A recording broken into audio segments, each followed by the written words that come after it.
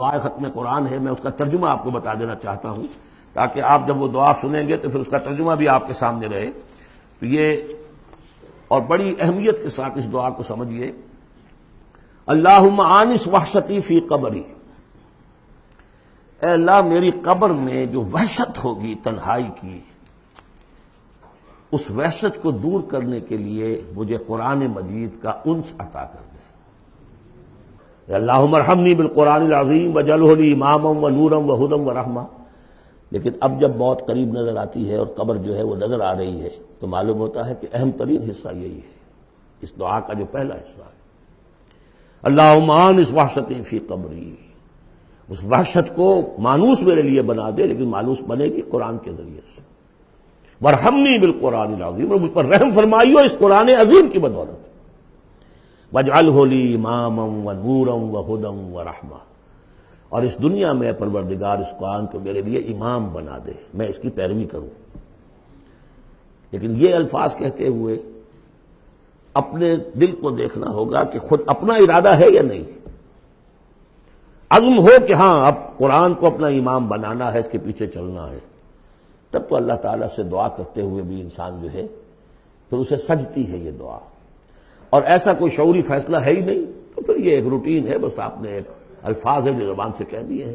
ذالک قولہم بافواہہم، اپنے منہ سے نکلنے والی باتیں اور کچھ نہیں. وجعلہ لی اماما ونورا، نور بنا دے، وہدی ہدایت بنا دے، اور رحمت بنا دے. اللہم ذکرنی منہ ما نسیت، اے اللہ مجھے یاد کرا دے اس میں سے جو میں بھول جاؤں. وعلمنی منہ ما جہلت، اور جس چیز کو میں اس میں سے جانتا نہیں ہوں، اور ہم تو سب سے جاہل ہیں، کتنے فیصد لوگ ہیں جو جانتے ہیں قرآن میں ہے کیا. لیکن بہرحال دعا مانگیے کہ اللہ تعالیٰ ہمت دے، آپ قرآن سیکھیں، قرآن سیکھنے کے لیے عربی سیکھیں. علمنی منہ ما جہلت، لیکن یہ بھی اگر آپ کا اپنا ارادہ نہیں ہے کہ سیکھنا ہے تو اللہ تعالیٰ زبردستی تو آپ کے دل میں آ کے قرآن کا علم نہیں ڈال دے گا. قرآن کا علم تو بڑی قیمتی شے ہے. دنیا کا کوئی فن ہو، کوئی معمولی سا کوئی فن ہے، وہ بھی سیکھنا پڑتا ہے، محنت کرنی پڑتی ہے. جیسے کہ حضرت علی نے فرمایا، بڑے اونچے اشعار ہیں، یغوث البحر من طلب اللآلی، جو شخص بھی موتیوں کا طلبگار ہوتا ہے اسے سمندر میں غوطہ زنی کرنی پڑتی ہے. ومن طلب العلا سہر اللیالی، جو کسی بلند مقام تک پہنچنا چاہتا ہے زندگی میں وہ راتوں کو جاگتا ہے، محنت کرتا ہے، پڑھتا ہے، جو بھی مشقت کرتا ہے. ومن طلب العلا من غیر قد، اور جو کوئی بلندی کا طلبگار بن جائے بغیر کوشش کے، اضاع العمر فی طلب المحالی، پھر وہ اپنی عمر ضائع کر بیٹھتا ہے ایک محال چیز کی طلب میں. وہ تو ہونے والی بات نہیں ہے، یہ دنیا اللہ نے بنائی ہے کہ محنت کرو. تو یہ دعا مانگتے ہوئے علمنی منہ ما جہلت، تو اپنا ارادہ کریں پختگی کے ساتھ. فرمایا وعلمنی منہ ما جہلت وارزقنی تلاوتہ، اور مجھے اے اللہ ہمت دے، نصیب فرمائیے کہ میں اس کو پڑھتا رہا کروں. آنا اللیل و آنا النہار، رات کے اوقات میں بھی اور دن کے اوقات میں بھی. وجعلہ لی حجۃ یا رب العالمین، اور اے تمام جہانوں کے پروردگار اس قرآن کو میرے حق میں دلیل بنا، میرے حق میں گواہ بنا، یعنی میرے خلاف نہ کر دیجو. اس لیے کہ حضور نے فرمایا ہے القرآن حجۃ لک او علیک، یہ قرآن یا تو دلیل ہے اور گواہ ہے تمہارے حق میں اور یا تمہارے خلاف. اگر قرآن کو پڑھو گے جیسے کہ پڑھنے کا حق ہے، سمجھو گے جیسے سمجھنے کا حق ہے، عمل کرو گے جیسے عمل کرنے کا حق ہے، اور اس کو دنیا تک پہنچاؤ گے جیسے کہ پہنچانے کا حق ہے، تو یہی قرآن تمہارا شافع بن کر کھڑا ہوگا، یہی تمہارے حق میں گواہی دے گا. اور جو کچھ ہم کر رہے ہیں اگر وہی ہم کرتے رہیں گے تو یہی قرآن سب سے بڑا ہمارے خلاف جو ہے استغاثہ لے کر آئے گا کہ اللہ یہ بدبخت کہتا تھا کہ یہ میں تیری کتاب ہوں، مجھے پڑھتا نہیں تھا، مانتا تھا میں تیرا کلام ہوں، سمجھتا نہیں تھا، یا سمجھتا بھی تھا عمل نہیں کرتا تھا. یہ سب سے بڑی دلیل ہمارے خلاف القرآن حجۃ لک و علیک. اس قرآن حکیم کے ضمن میں ایک خاص دعا جو حضور سے منقول ہے، وہ دعا کیا ہے؟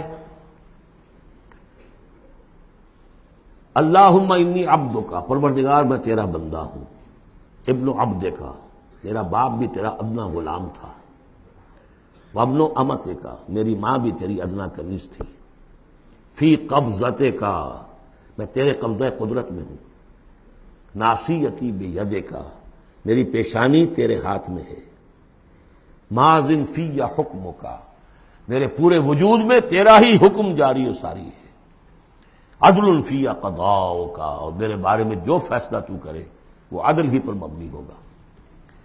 اسألو کا، میں تجھ سے سوال کرتا ہوں، بکل اسم ہوا لک، ہر اس نام کے حوالے سے جو تیرا ہے۔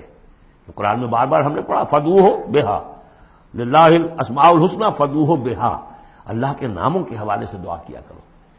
اسألو کا بکل اسم ہوا لک کا، جو تیرے نام ہے، انزلتہ فی کتابک، جسے تو نے اپنی کسی کتاب میں نازل کیا، او علمتہ احدا من خلقک، یا تو نے اپنے مخلوق میں سے کسی کو سکھایا، اب استاثرت بہ فی مکنون الغیب عندک، یا اسے ابھی اپنے پاس اپنے غیب کے خزانے میں محفوظ رکھا ہوا ہے۔ سارے ناموں کا حوالہ دے کر اسألو کا کیا، ان تجعل القرآن ربیع قلبی، اس قرآن کو میرے دل کی بہار بنا دے، ونور صدری، میرے سینے کا نور بنا دے، وذہاب ہمی، اور میرے ہموم اور غموم کا، غموں کا اور جو بھی تفکرات ہیں ان کا دور کرنے والا، جلا حزنی، میرا کوئی غم ہو افسوس ہو اس کو بھی ختم کر دینے والی چیز، اس کا ذریعہ اس قرآن کو بنا دے۔ تو یہ بڑی عظیم دعا ہے جس میں ایک طرف عبدیت کی انتہا ہے، تواضع، اللہ کے سامنے تذلل، اور پھر یہ کہ مانگنے کی شے اصل میں قرآن سے کیا ہے، اللہ سے مانگنے کی شے کیا ہے، الرحمن علم القرآن، یہ ہے سب سے بڑی دولت۔ یا ایھا الناس قد جاءتکم موعظۃ من ربکم وشفاء لما فی الصدور وہدی ورحمۃ للمؤمنین قل بفضل اللہ وبرحمتہ فبذلک فلیفرحوا ھو خیر مما یجمعون۔ یہ دعا جو ہے آپ مانگیں گے، اور اسی پر اب میں اپنی گفتگو ختم کر رہا ہوں۔ بارک اللہ لی ولکم فی القرآن العظیم ونفعنی وإیاکم بالآیات والذکر